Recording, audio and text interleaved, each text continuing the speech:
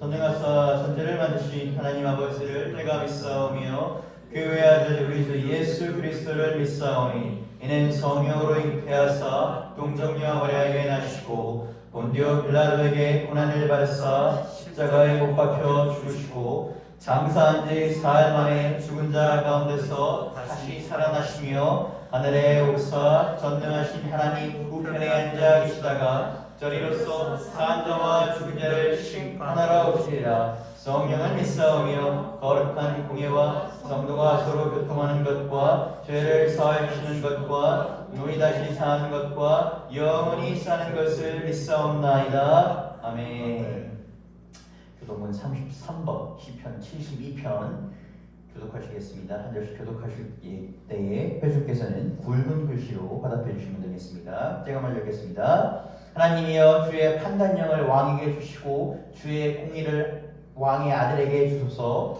그가 주의 백성을 공의로 재판하며 주의 가난한 자를 정의로 재판하리니 의로 말미암아 산들이 백성에게 평강을 주며 작은 산들도 그리하리로다. 그가 가난한 백성의 억울함을 풀어주며 궁핍한 자의 자손을 구원하며 압박하는 자를 꺾으리로다. 그들이 해가 있을 동안에도 주를 두려워하며 달이 있을 동안에도 대대로 그리하리로다. 그가 벤풀 위에 내리는 비같이 땅을 적시는 소낙비같이 내리니 그의 날에 의인이 흥왕하여 평강의 풍성함이 달이 닿을 때까지 이르리로다. 그가 바다에서부터 바다까지와 강에서부터 땅끝까지 다스리니 같이 읽겠습니다. 모든 왕이 그 앞에 부복하여 모든 민족이 다 그를 섬기리로다. 하나님께서 우리에게 주신 말씀은 누가복음 1장 68절에서 79절입니다. 누가복음 1장 68절에서 79절입니다. 제가 먼저 읽겠습니다. 회주께서는 홀수절을 읽어주시면 되겠습니다. 마지막 절을 합독하겠습니다. 찬송하리로다. 주 이스라엘의 하나님이여 그 백성을 돌보사 속량하시며 우리를 위하여 구원의 불을 그 종 다윗의 집에 일으키셨으니 이것은 주께서 예로부터 거룩한 선지자의 입으로 말씀하신 바와 같이 우리 원수에게서 우리를 미워하는 모든 자의 손에서 구원하시는 줄이라. 우리 조상을 긍휼히 여기시며 그 거룩한 언약을 기억하셨으니 곧 우리 조상 아브라함에게 하신 맹세라. 우리가 원수의 손에서 건심을 받고 종신토록 주의 앞에서 성결과 의로 두려움 없이 섬기게 하리라 하셨도다. 이하여 내가 지극히 높으신 이의 선지자라 일컬음을 받고 주 앞에 앞서가서 그 길을 준비하여 주의 백성에게 그 죄의 사함으로 말미암는 구원을 알게 하리니 이는 우리 하나님의 긍휼로 임함이라. 이로써 돋는 해가 위로부터 우리에게 임하여 읽겠습니다. 어둠과 죽음의 그늘에 앉은 자에게 비치고 우리 발을 평강의 길로 인도하시리라. 아멘. 이 말씀은 살아계신 하나님의 말씀입니다. 지난주부터 저희가 대림절이라고 말씀을 드렸습니다. 이 대림절은 영어 단어 따지면 advent라는 단어인데 오심이라는 뜻입니다. 사실 이 단어는 로마 때 로마 황제에게 쓰던 단어입니다. 로마 황제가 있다고 보면서 왕에게 행차할 때 이걸 단어 썼습니다. 근데 이걸 기독교 이제 국교화가 되면서 이 로마 황제가 아니라 이 만왕의 왕이신 예수 그리스도에게 쓰이는 단어가 되었습니다. 그래서 애드벤트 대림절 혹은 또 대강절, 뭐 교파에 따라서 강림절 이렇게 하는데 이거는 예수님이 오시는 이 25일, 12월 25일을 준비하는 4주간의 기간입니다. 앞에 보시면 제가 초가 4개가 있습니다. 그래서 첫 번째 초는 아주 진한 보라색입니다. 아주 진한 보라색 이 초는 지난주에 말씀드린 것처럼 기다림과 소망입니다. 그래서 하나님 나라를 소망하며 구원자 예수를 기다린다라는 뜻입니다. 조금 더 옅은 색깔, 이게 좀 더 옅은 보라 색깔이 나면 좋은데 제 기준으로 이 두 번째 초는 무엇이냐면 회개와 평화입니다. 그래서 평화의 왕으로 오실 예수님을 기다린다라는 것입니다. 이 세 번째는 뭐냐면 분홍 색깔. 그래서 사랑과 나눔과 기쁨이다. 예수님의 사랑을 실천하며 기쁨으로 기다린다는 것. 마지막 네 번째 주, 우리가 성탄절에 있는 그 네 번째 주는 이 흰색, 하얀색 초들입니다. 여러분이 눈치채셨겠지만 초가 한 주 한 주 지나면서 색깔이 연해집니다. 왕으로 오신 예수님께서 우리의 죄를 사하여서 사하신다는 금액에 대해 우리의 죄가 흰눈같이 사하여진다. 죄가 옅어지는 것을 말하는 것입니다. 그래서 이 흰색은 만남과 화해와 사랑입니다. 하나님의 사랑으로 이 땅에 오신 예수님을 만나고 또 예수님을 기다리는 것을 의미하는 것입니다. 그래서 이 초대교회부터 이 초를 하나하나 켜가면서 예수님께서 오신 것을 기다리는 그런 이 대림절 한 달 동안 여러분이 마음의 촛불을 켜시면서 예수님을 기다리시고 또 예수님을 소망하시는 그런 한 달 되셨으면 합니다. 오늘 본문을 보도록 하겠습니다. 우리가 매번 드리는 말씀이지만 이 성경이라는 텍스트, 성경이라는 책의 주된 내용은 메시아의 초림과 재림을 예언하는 것입니다. 구약이 메시아가 올 것이다, 곧 올 것이다 라면 신약은 메시아가 이미 왔고 무엇이다? 메시아가 다시 또 올 것이다. 왔다 해서 끝나면 안 되니 다시 또 올 것이다. 마지막 날에 다시 올 것이다 라는 것입니다. 이것을 이제 신학적으로 조금 말을 좀 더 어렵게 한다면 하나님의 구원의 역사. 그래서 우리가 보통 그것을 구속사라고 합니다. 이 아담 때 이후부터 하나님께서는 예수님의 초림을 준비하셨습니다. 그리고 그가 어떤 사역을 보이실지에 대해서 여러 선지자를 통해서 얘기를 하셨습니다. 그리고 그것이 쌓이고 쌓였는데 오늘 누가복음 1장과 2장에서는 그것이 가장 잘 드러나는 부분이다. 오늘 뒤에 말씀드리겠지만 사실 누가복음은 두 인물이 나옵니다. 당연히 예수 그리스도를 찬양한 내용이며 예수 그리스도의 길을 준비하는 자에 대한 얘기가 나옵니다. 본문은 사가랴라는 인물입니다. 이 사가랴라는 인물이 예수 그리스도를 찬양하는 내용인데 이 사가랴라는 인물은 유대교의 사제입니다. 사가랴라는 인물은 익숙하지 않으셨겠지만 뒤에 나올 인물을 들으시면 아마 들어보셨을 겁니다. 세례요한의 아버지입니다. 세례요한의 아버지가 바로 사가랴입니다. 이 사가랴는 유대교의 사제였는데 사실 이 세례요한은 나름 그 사제 집안, 제사장 집안 중에서 나름 뼈대 있는 집안이었습니다. 이 사람은 절대 그 광야에서 그렇게 허리띠 맺고 이렇게 석창 먹으면서 나돌 사람은 아닙니다. 이렇게 뼈대 있는 제사장 가문에 고민이 하나 있었는데 나이가 들어도 자식이 없었다는 것입니다. 이들이 항상 자식이 없었는데 어느 날 그가 이 성전에 들어가기 전에 몸을 이제 채비라고 들어가려고 하는데 천사가 나타납니다. 천사가 나타나서 뜬금없이 그들에게 아이를 가질 것이다 라고 이렇게 얘기해요. 그리고 그 아이는 뭐냐? 예수님께서 오신 힘을 예비하는 자, 그 길을 준비하는 자가 될 것이다 라고 얘기합니다. 누가복음 1장 13절 17절 읽겠습니다. 천사가 그에게 이르되 사가랴여 무서워하지 말라. 너의 간구함이 들린지라. 내 아내 엘리사벳이 내게 아들을 낳아주리니 그 이름을 요한이라 하라. 너도 기뻐하고 즐거워할 것이요 많은 사람도 그의 태어남을 기뻐하리니 이는 그가 주 앞에 큰 자가 되며 포도주나 독한 술을 마시지 아니하며 모태로부터 성령의 충만함을 받아 이스라엘 자손을 곧 그들의 하나님께로부터 많이 돌아오게 하였습니다. 그가 또 엘리야의 신령과 능력으로 주 앞에 먼저 와서 아버지의 마음을 자식에게 거스린 자를 의인의 슬기에 돌아오게 하고 주를 위하여 세운 백성을 준비하리라. 여기 예언처럼 세례 요한은 예수 그리스도를 준비하는 삶을 살았습니다. 예수 그리스도의 오심을 준비하는 삶으로서 이 사람은 평생을 살았습니다. 앞서 이 말씀드린 것처럼 이 제사장 가문이었습니다. 뼈에 있는 제사장 가문이었는데 이 뼈에 있는 제사장 가문으로서 이스라엘 민족을 기다린 이 메시아를 준비하는 역할은 엄청 축복입니다. 그런데 이 사가랴가 그 말을 듣고 기뻐하는 것이 아니라 뭐라고 했습니까? 무슨 말도 안 되는 소리세요 라고 합니다. 왜? 나이가 너무 많았습니다. 아브라함을 보십시오. 아브라함도 그랬죠. 제가 저랑 사라가 어떻게 애를 낳습니까? 나이가 90 넘어가는데. 똑같습니다. 어떻게 애를 낳습니까? 라고 합니다.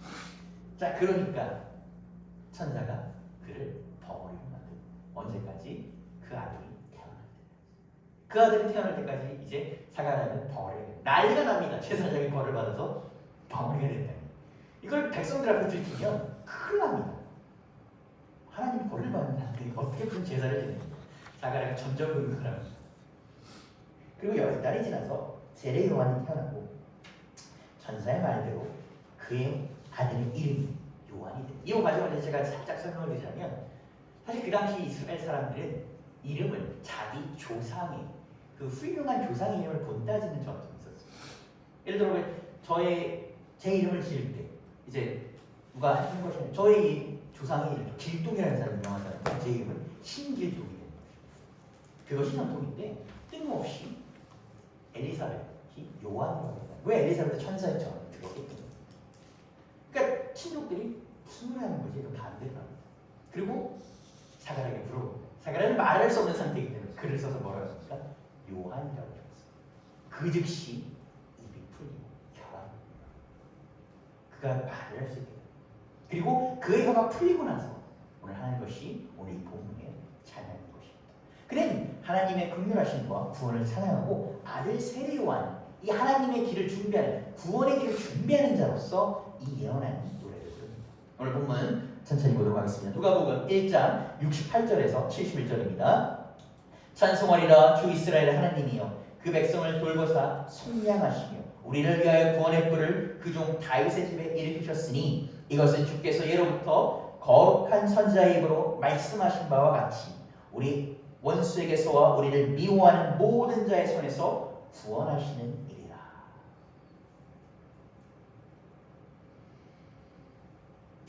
사가랴는 먼저 하나님께서 이스라엘 백성을 돌보신다고 얘기합니다. 여러분 우선 돌본다라고 하면 그리고 많이 쓴 영어 단어가 있습니다. 그렇죠? 그런데 이 히브리어 원어를 보고 또 영어 성경을 보게 되면 이 돌보다로 표현하지 않습니다. 히브리어 원어와 영어 성경을 보면 찾아오다. 그래서 이 영어 성경 대답 구절을 보게 되면 He has come and has redeemed his people. 뭐였다? 먼저 찾아와. 이제 뒤에 나온 단어는 뭐냐면 속량하다입니다. 찾아와라. 찾아왔다. 즉 성경은 무엇이냐면 하나님의 돌봄은 무엇이냐? 하나님께서 우리에게 찾아온다는 것입니다. 성경을 보다 보면 하나님께서 돌보심을 약속하시는 경우가 있습니다. 어떤 사람에게 필요할 때 찾아가시는 경우가 있습니다. 아브라함에게서 찾아가셨고 사람들이 찾아오셨습니다. 제가 신학교를 다녔는데 어느 목사님께 설교를 드린 적이 있는데 예수님께서 세리의 집에 가십니다. 지나가십니다. 그러고 나서 그 사람에게 뭐라고 합니까? 내가 오늘 너와 식사를 하겠다. 그러니까 그 사람은 어때요? 기뻐하고 내려와서 나무에서 예수님을 이렇게 보다가 대접을 합니다. 그러니까 사람들이 물어봅니다. 어떻게 저 세리와 지난번에 한번 말씀드린 세리는 그 당시에 친로마 세력, 우리가 말하는 침입하는데 나라를 로마에 갖다 탄 사람들입니다. 그런 사람과 밥을 먹습니까? 이 사람도 아브라함의 자식이다 라고 얘기하십니다. 그 교수님 그러시더라고요. 설교하면서 본문을 보게 되면 마치 그 세리가 예수님께 식사를 대접한 것 같지만 식사를 초대하는 사실 누구다? 예수님이라는 것입니다. 그에게 와서 내가 오늘 너와 먹고 마시고 내가 오늘 너와 거하리라고 라는 것입니다. 그리고 그를 어떻게 하십니까? 그가 그의 상한 심령 돌보십니다. 그가 어떻게 합니까? 돈을 많이 벌었을 때보다 기쁘게 주여 내가 내 가진 것을 나눠줘 사람들을 돕겠나이다 라고 얘기합니다. 이렇게 하나님께서는 이 돌보심을 약속하십니다. 그리고 찾아오십니다. 그 찾아오심은 그 돌보심은 야 내가 그냥 너를 돌봐줄게, 내가 너 뒤에 배경해줄게, 다른 사람 시켜서 내가 너 해줄게 라는 것이 아니라 직접 오십니다. 번거로워지 않는 것입니다. 이스라엘 백성이 애굽에서 고난받고 이 하나님의 돌보심을 주여 우리를 돌보소서라고 부르셨자 하나님께서 어떻게 하십니까? 그들에게 함께하고 사십니다. 그리고 직접 모세를 택하여 모세를 보내십니다. 그리고 그들을 찾으시고 그들을 돌보시고 그들을 건져내리는 것을 약속하십니다. 출애굽기 3장 16절을 읽겠습니다. 너는 가서 이스라엘의 장로를 모으고 그들에게 이르기를 여호와 너희 조상의 하나님 곧 아브라함과 이삭과 야곱의 하나님이 내게 나타나 이르시되 내가 너희를 돌보아 너희가 애굽에서 당한 일을 확실히 보아하노라. 돌본다라는 것은 찾아간다는 것입니다. 하나님께서 우리에게 찾아오신다는 것입니다. 이스라엘 백성을 찾아오셔서 애굽에서 속량하셨습니다. 더 나아가서 하나님께서는 그의 백성들을 속량한다라고 설명합니다. 이 속량이라는 단어는 사실 우리에게 익숙한 단어는 아닙니다. 저 처음에 작년인가 재작년인가 설교를 줄 때 속량이라는 단어를 야 이게 도대체 무슨 뜻인가? 이 속량은 종이나 죄인으로 매여 있는 자를 정당한 값을 지불하고 신분에서 해방시키거나 풀어낸다라는 것을 얘기합니다. 이것은 세이브, 구하다라는 건 좀 다릅니다. 값을 지불하고 풀어낸다는 것입니다. 그 사람을 자유롭게 한다는 것입니다. 당시 이스라엘 사람들은 이민족의 지배를 받고 있었습니다. 그래서 그들을 해방시켜줄 메시아를 기다렸습니다. 성경에서 보면 하나님께서 생각하십니다. 다윗의 자손으로 오는 메시아가 너희를 해방시킬 것이다. 그들은 그 언약의 성취를 믿고 매달렸습니다. 그들이 멸망당할 때, 남유다와 북이스라엘 멸망당할 때, 그들이 로마의 압제를 받을 때도 기다렸습니다. 신약성서에 여러분 뭐든지 처음이 되게 중요합니다. 신약성서 첫 번째는 누가 합니까? 마태복음입니다. 마태는 아시다시피 12제자를 한 명이었습니다. 그 마태가 저술한 마태복음을 보게 되면 가장 첫 번째 페이지에 뭐가 나옵니까? 이 예수님의 계보가 나옵니다. 저는 어렸을 때 이 성경을 쓸데없는 왜 넣어놨나라고 생각했습니다. 어렵지만 않습니까 여러분? 그런데 너무나 중요한 거죠. 그 중요한 뭘 얘기합니까? 예수 그리스도는 아브라함의 자손이고 다윗의 후손으로 온다는 것입니다. 성경에서는 항상 얘기합니다. 메시아는 누구의 후손으로 온다? 아브라함의 다윗의 후손으로 온다. 아브라함과 다윗의 후손으로 온 예수 그리스도, 즉 하나님의 말씀이 하나님의 예언이 성취된다는 것입니다.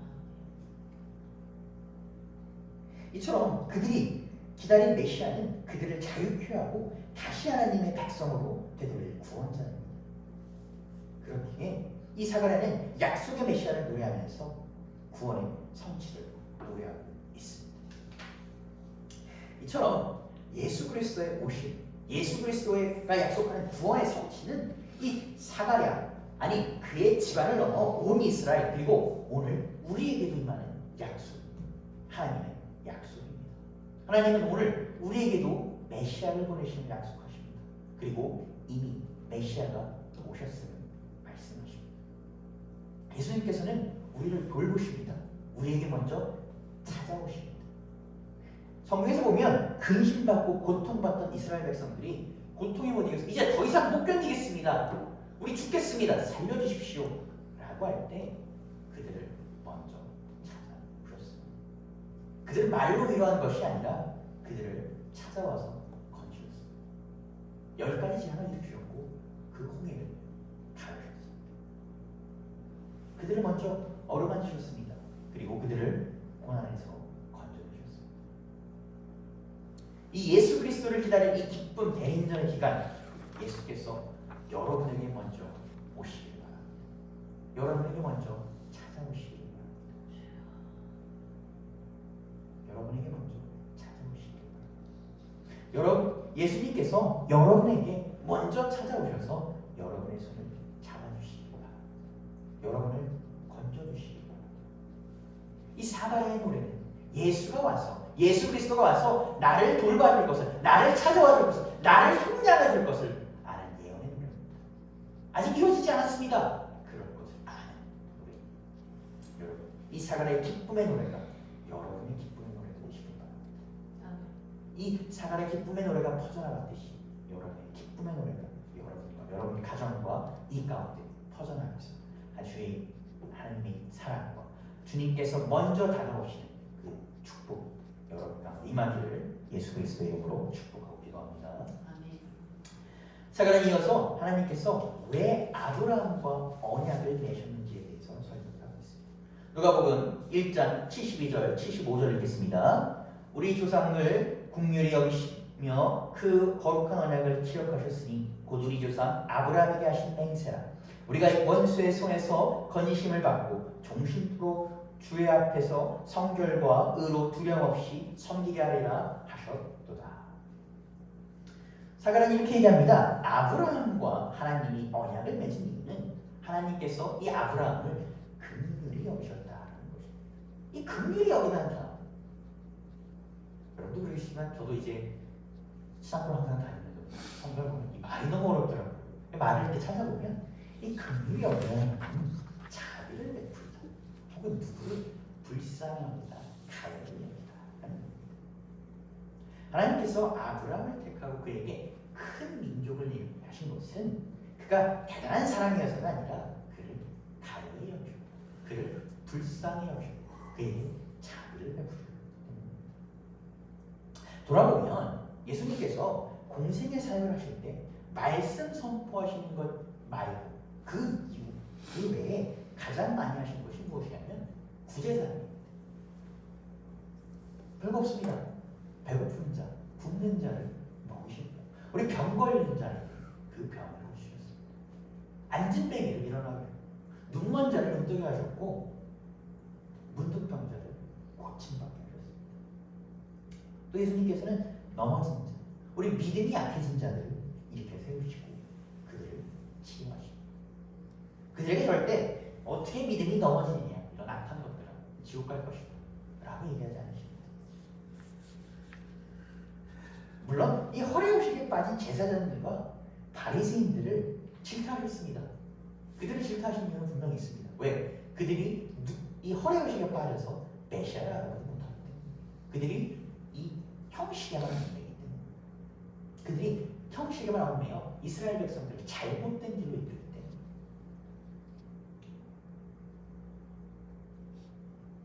그렇지 이 아픈 자들, 도움이 필요한 자들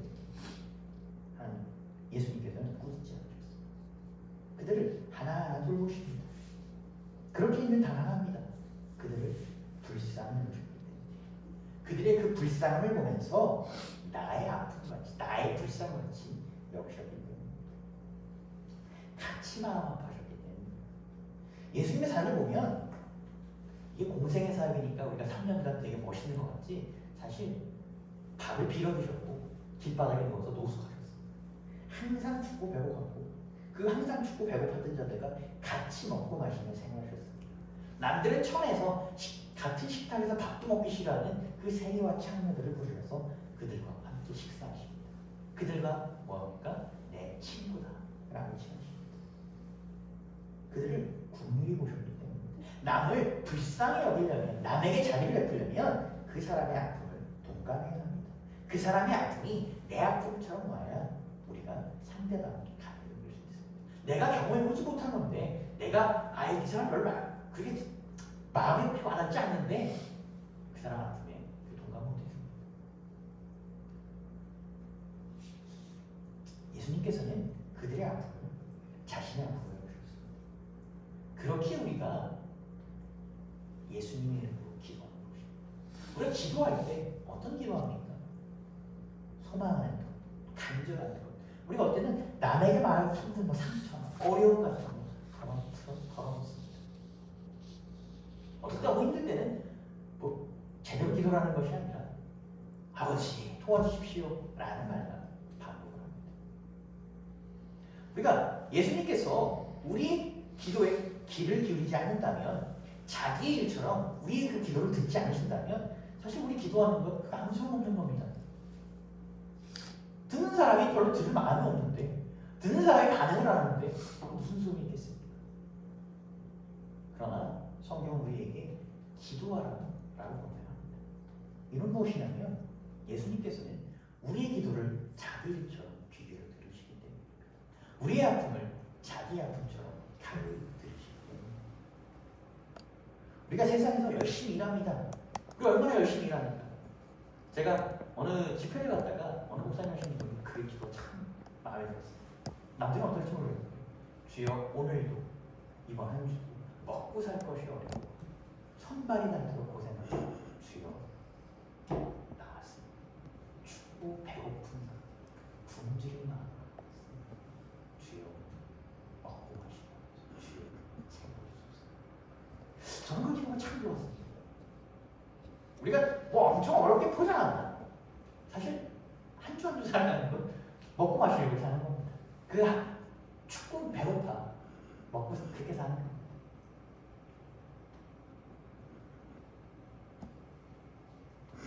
우리가 그렇게 그 가운데 일을 할 때, 그 춥고 배고파 일을 할 때 주님께서는 어떻습니까?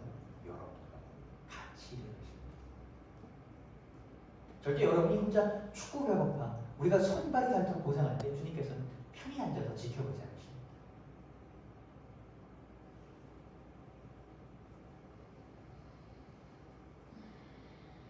고난주간에서 한번 말씀드린 적이 있는데 우리가 십자가를 놓고 기도할 때 어떨 때는 정말 힘들면 저 십자가 그냥 텅 빈 것처럼 됩니다. 나는 그냥 저 텅 빈 십자가에 기도하고 있는 것 같습니다.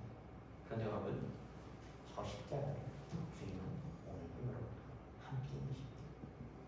손발이 묶여도 손발이 못해 뚫린 채로 여러분과 함께 계십니다. 여러분이 일하실 때 여러분이 고난받 여러분이 하실 때 주님께서는 여러분을 위하여 함께 일하십니다. 아브라함에 대해서 계속 얘기를 해보겠습니다. 하나님으로부터 군비라를 받은 아브라함은 어떤 축복을 받았습니까? 그는 이 모리알과 같은 많은 자손을 얻었습니다. 이스라엘 민족의 조상이자 모든 믿는 이들의 조상이 되었습니다. 그 당시 아브라함은 사실 그 정도 축복을 받을 거라고 생각 못했습니다. 그냥 내 아들들이 내 손자들이 많아지겠구나 이 정도 생각했을 것 같습니다. 누가 그 정도 생각을 했겠습니까? 그러나 하나님께서는 그에게 이 믿지 못할 놀라운 축복을 내리십니다. 그런데 하나님께서 아브라함에게 복을 내리실 때 살펴보면 단순히 그에게 복을 주신 것이 아닙니다. 이 성경 구절을 항상 보게 되면 동일한 구절을 어떻게 번역했는지 살펴보면 그 뜻을 좀 더 우리가 정확하게 추론해 볼 수 있습니다. 창세기 12장 2절입니다. 제가 개역개정, 첫 번째 것은 개역개정이고 두 번째 것은 새번역 성경이고 마지막 것은 영어 성경입니다. 제가 개역개정만 읽어드리겠습니다. 내가 너로 큰 민족을 이루고 내게 복을 주어 내 이름을 창대하게 하니 너는 복이 되리지라. 두 번째 새번역을 보게 되면 똑같은 구절을 이렇게 합니다. 너는 복의 근원이 되리지라. 세 번째로 NIV 성경을 보게 되면 너는 무엇이다? 복이다. 너가 단지 복을 받는 것이 아니라 너가 복의 근원이 되고 복 자체가 될 것이다 라고 이렇게 말씀하십니다. 그렇기 때문에 너를 축복하는 자에게는 뭐예요? 축복이 있고 너를 저주하는 자에게는 천국가 있으리라 라고 말씀하시는 것입니다. 왜? 아브라함 복의 근원, 복 그 자체가 되는 것입니다.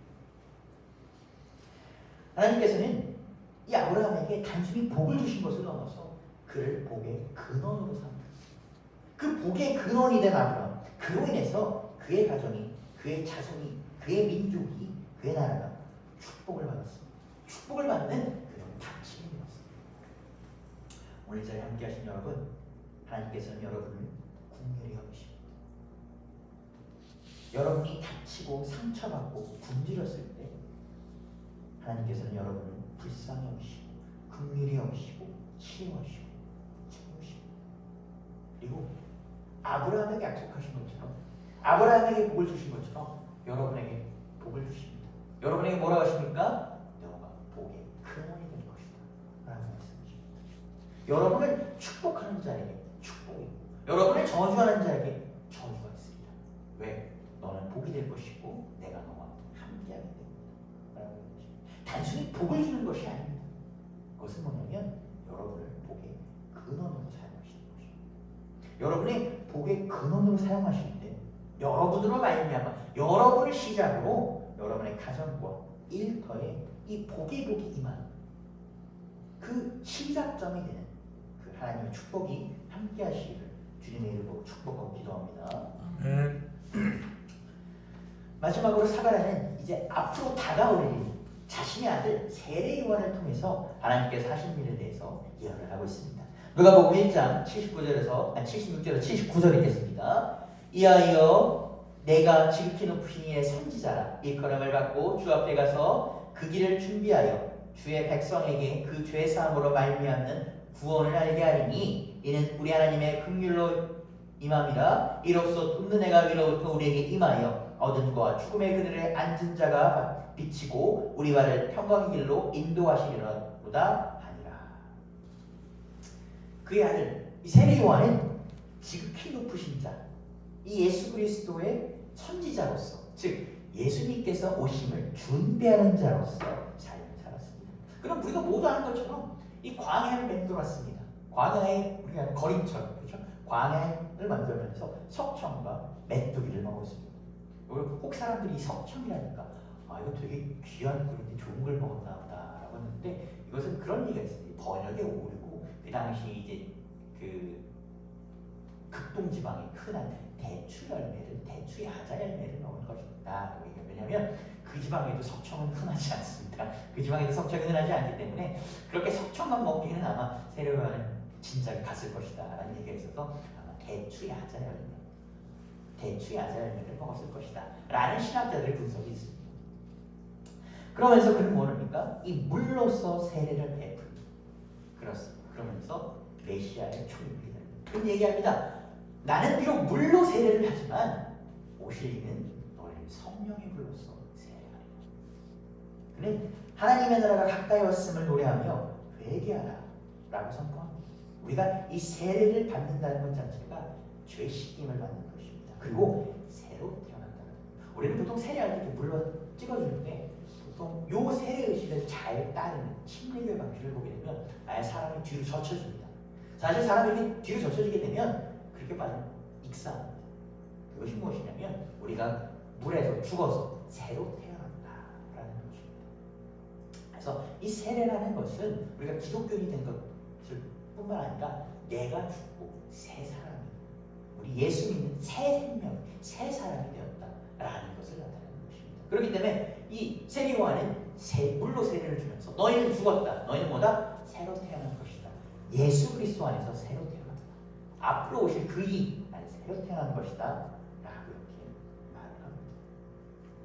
이렇게 우리가 회개하고 메시아를 기다리는 것은 이제 아브라함과 다윗의 시대의 언약이 끝나고 새로운 시대의 언약, 즉 새 언약이 되신 예수 그리스도를 준비하는 것이다.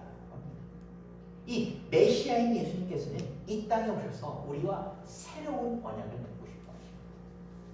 새로운 언약을 맺고 싶어 하십니다. 이 새로운 언약의 매개체는 무엇입니까? 당연히 우리가 보혈입니다.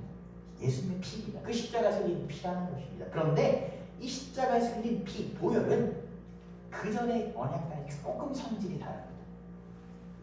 이전에 이제 보통 구약 시대 아브라함과 다윗의 언약을 잘 보게 되면 언약은 너가 뭐뭐 하면 뭐뭐 할 것이다 라는 조건이 사실 붙습니다. 아브라함은 마찬가지죠. 떠나서 네가 그 아버지를 떠날 때, 데라를 떠날 때 거기다 너가 큰 민족을 이루리라 라는 조건이 붙습니다. 그래서 예수 그리스도의 이 새 언약은 조금 다릅니다. 내 이름을 믿는 자마다 뭐한다? 구원을 이룹니다.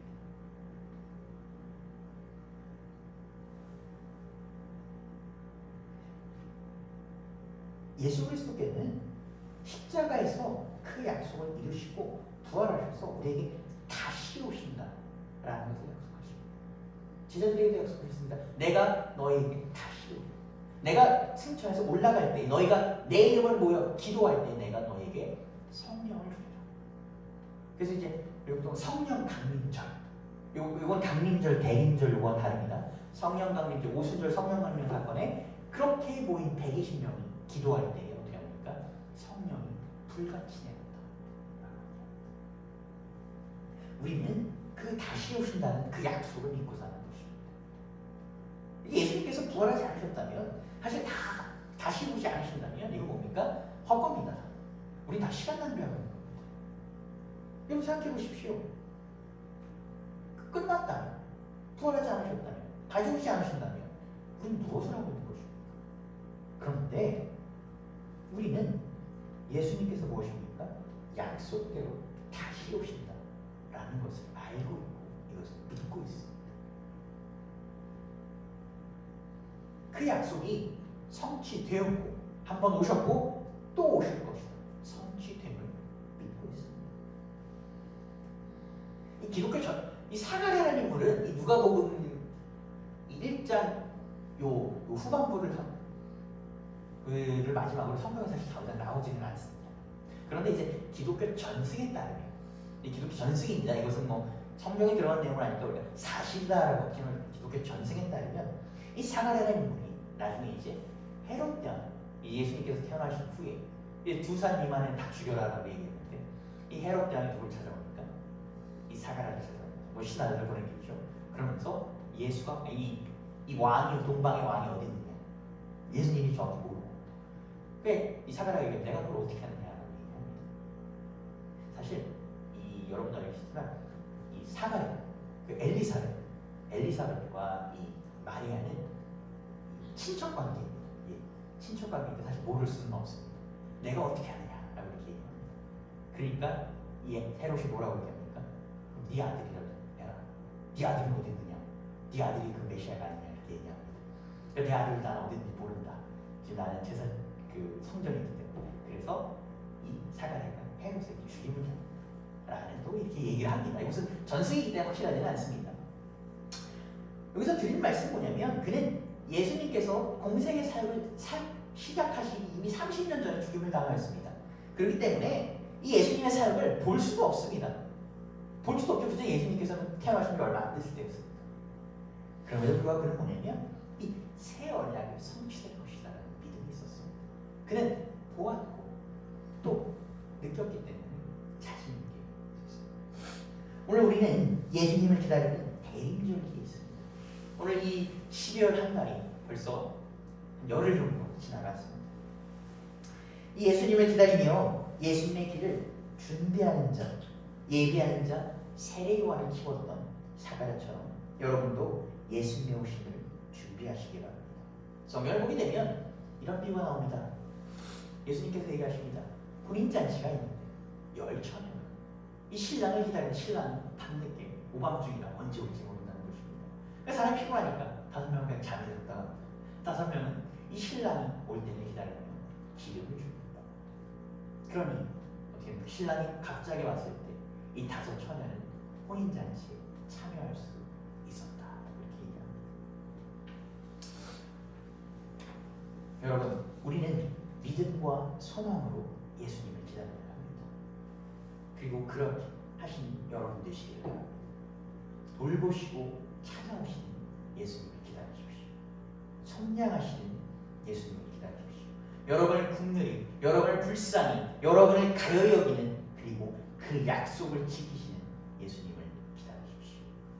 여러분, 새 언약으로 여러분의 삶을 새롭게 하시는, 여러분을 새롭게 태어나게 하시는 예수님을 기다리십시오. 그 예수님을 기다리는 이 한 달, 여러분, 이 대림절 기간 가운데, 이 촛불에 불이 켜져가는 이 대림절 기간 가운데 하나님의 축복이 여러분과 함께 하시길 주님으로 축복합니다. 기도하시겠습니다. 주님 감사합니다. 오늘 우리 대림절을 지나며 두 번째 2주를 맞이합니다. 2주를 준비하는 가운데 주님의 우리 기쁨과 소망의 예배를 드리고 주여 예배를 기뻐받아 주시옵소서. 주님, 이 초를 켜가는 하나하나 초를 켜가는 마음 가운데 주님, 단순히 초를 켜는 것이 아니라 우리 마음의 불을 켜서 주님을 기다리게 하시옵소서. 주여, 주님께서 우리에게 찾아오심을, 우리를 돌보심을 믿사오니 주여, 이 12월 한 달 가운데 주님이 우리를 돌보심을 느끼게 하소서. 주님께서 우리에게 먼저 찾아오심을 느꼈사오니 주여, 그 주님을 마중하는 우리 될 수 있도록 허락하여 주시옵소서. 예수님의 길을 준비하는 우리 사가랴, 그리고 그 세례 요한처럼 우리도 예수께서 다시 오실 그때에 준비하는 그런 사람들 될 수 있도록 주여 허락하여 주시옵소서. 이번 한 주도 주님 한 가운데 살게 하시며 이 모든 말씀 살아계신 예수 그리스도의 이름으로 기도드렸습니다. 아멘.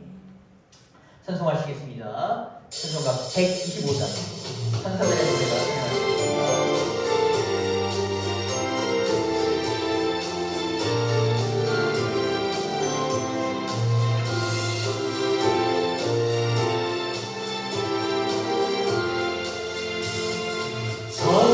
천사들의 노래가 하늘에서 들리니 산과 들이 깊어서 내